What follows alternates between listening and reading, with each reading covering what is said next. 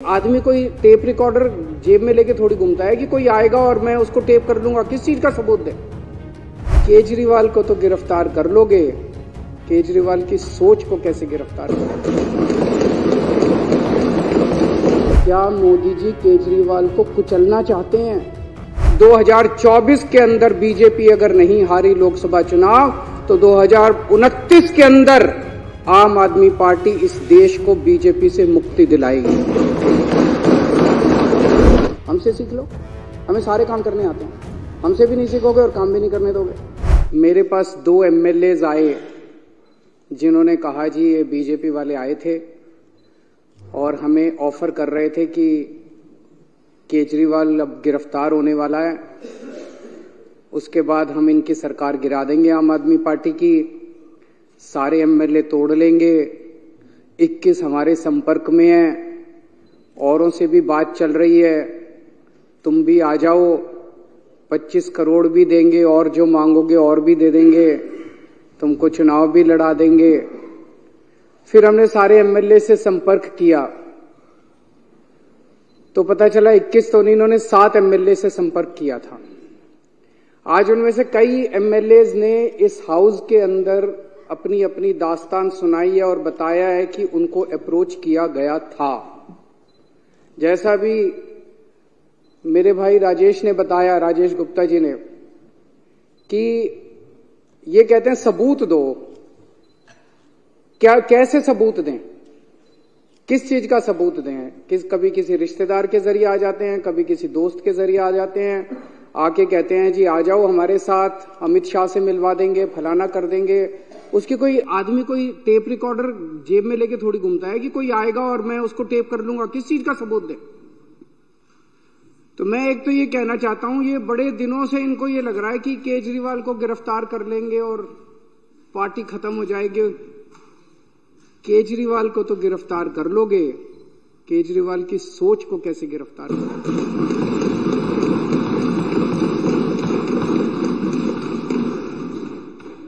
और एक केजरीवाल को गिरफ्तार कर लोगे, मेरे भारत मां की कोख से 1 लाख केजरीवाल पैदा हो जाएंगे।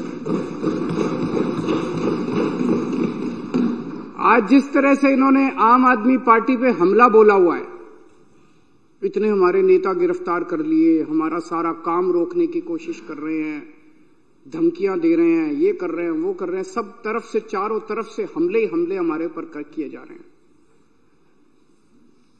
देश का एक एक बच्चा देख रहा है कि हो क्या रहा है।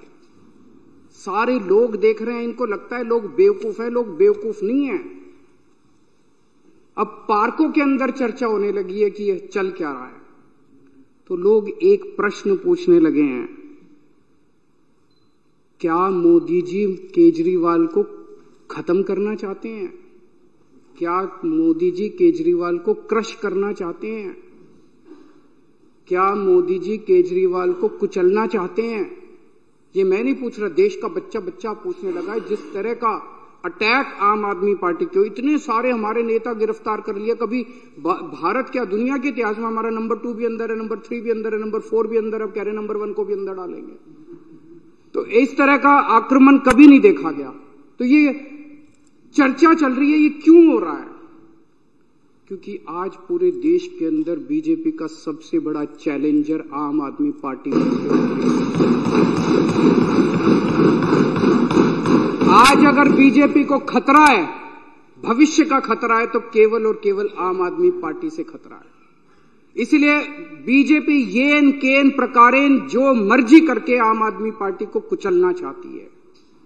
और आज पूरी जिम्मेदारी के साथ मैं कहना चाहता हूं, इसमें कोई अहंकार नहीं है, कि 2024 के अंदर बीजेपी अगर नहीं हारी लोकसभा चुनाव तो 2029 के अंदर आम आदमी पार्टी इस देश को बीजेपी से मुक्ति दिलाएगी।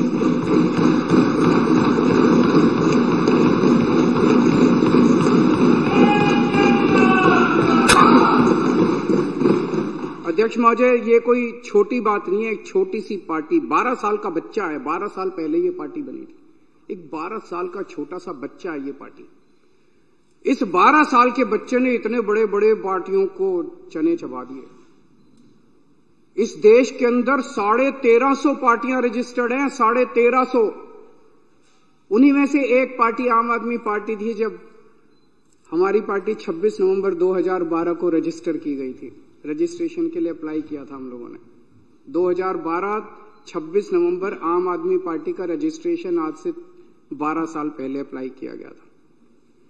मात्र 10 साल के अंदर आज तीसरी सबसे बड़ी पार्टी बन गई है पूरे देश के अंदर। बीजेपी और कांग्रेस के बाद तीसरी।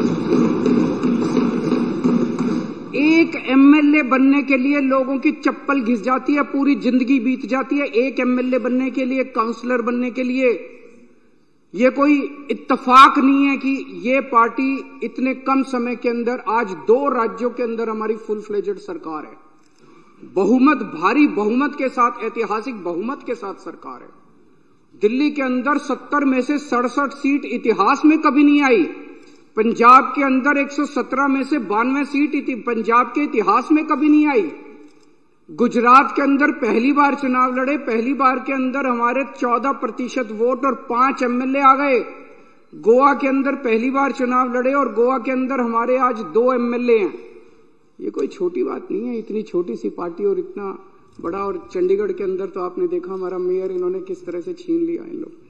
तो ये कोई छोटी बात नहीं है। और मात्र 12 साल के बाद आज नेशनल पार्टी बन गई। तो आज इनको खतरा और डर भविष्य का केवल और केवल आम आदमी पार्टी से है। और ये भी जानते हैं, और फिर मैं दोहरा रहा हूं कि अगर ये 2024 में जीत जाते हैं तो 2029 में बीजेपी को इस देश को बीजेपी से मुक्ति आम आदमी पार्टी दिलाएगी। कुछ लोग ये भी कहते हैं जब चर्चा करते हैं लोगों के साथ, लोगों में, मैं तो ये बता रहा हूं, ये मेरी भावनाएं नहीं है, लोगों की, जनता के अंदर जो चर्चा चल रही है। कुछ लोगों का यह भी कि आम आदमी पार्टी के पीछे इसलिए पड़ रही है, दिल्ली की हार को पचा नहीं पा रहे। याद करो 2014 में मई के महीने में क्या जबरदस्त बहुमत लेके मोदी जी आए थे, क्या जबरदस्त। उसके बाद हरियाणा जीत गए, महाराष्ट्र जीत गए। एक अश्वमेध यज्ञ का घोड़ा चला था, ऐसे लग रहा था जैसे इस घोड़े को कोई नहीं रोक पाएगा। और फिर जब 2015 में ये घोड़ा दिल्ली पहुंचा तो दिल्ली के 2 करोड़ लोगों ने इसको रोक लिया। और केवल रोका नहीं, 70 में से 67 सीट बीजेपी केवल 3 पे सिमट गई। तो लोगों को क्या कहना है कि तब से इन लोगों ने ठान लिया कि इस पार्टी को तो नहीं छोड़ना, इस पार्टी को तो कुचलना है किसी भी तरह से। और फिर अक्सर देखा गया इस तरह की नई पार्टियां आती हैं, आंदोलन से निकलती हैं, बनती हैं और फिर एक ही चुनाव में खत्म हो जाती हैं। इनको पूरी उम्मीद थी कि एक चुनाव के बाद हम इतना इनको तंग करेंगे। आने के बाद इन्होंने बहुत तंग किया, हमें काम नहीं करने दिया इन लोगों ने। लेकिन 5 साल के बाद इनको उम्मीद थी चलो 2015 तो जीत गए, 2020 में इनकी सरकार नहीं बनने दें। फिर 2020 के अंदर 70 में से 62 सीट, ये 8 सीटों पे 2019 में इतने भारी 303 सीट लेके लोकसभा के अंदर जीते, लेकिन उसके बाद दिल्ली के अंदर आके हार गए। तो इनको ये दिल्ली की हार पच नहीं रही। इन्होंने हमें रोकने के लिए क्या नहीं किया, सब कुछ किया इन्होंने हमें रोकने के लिए, कोई कसर नहीं छोड़े इन्होंने हमें रोकने के लिए। लेकिन जो हमारा असली चीज था वो ये, इन्होंने हमारे काम, सबसे बड़ी तकलीफ इनको किस बात की है कि जो काम हम लोग कर रहे हैं इनके पास उसका काट नहीं है। जो काम हम लोग कर रहे हैं ये वो काम नहीं कर सकते। हमने क्या क्या काम किए, हमने पिछले पहले हमारी दिल्ली में सरकार थी, पंजाब में सबसे बड़ा काम किया। दिल्ली में और पंजाब में दोनों जगह बिजली फ्री हो गई और बिजली 24 घंटे हो गई। मैं आज बीजेपी को चैलेंज करता हूं, 30 साल से गुजरात के अंदर तुम्हारी सरकार है, 15 साल से मध्य प्रदेश के अंदर तुम्हारी सरकार है, 10 साल से उत्तर प्रदेश के अंदर तुम्हारी सरकार है। एक राज्य के अंदर बिजली फ्री करके दिखा दो, तुम बिजली 24 घंटे करके दिखा दो। एक राज्य के अंदर इतने बड़े बड़े पावर कट लगते हैं, गुजरात के अंदर, मध्य प्रदेश के, पंजाब के अंदर 1 साल में 0 पावर कट हो गया।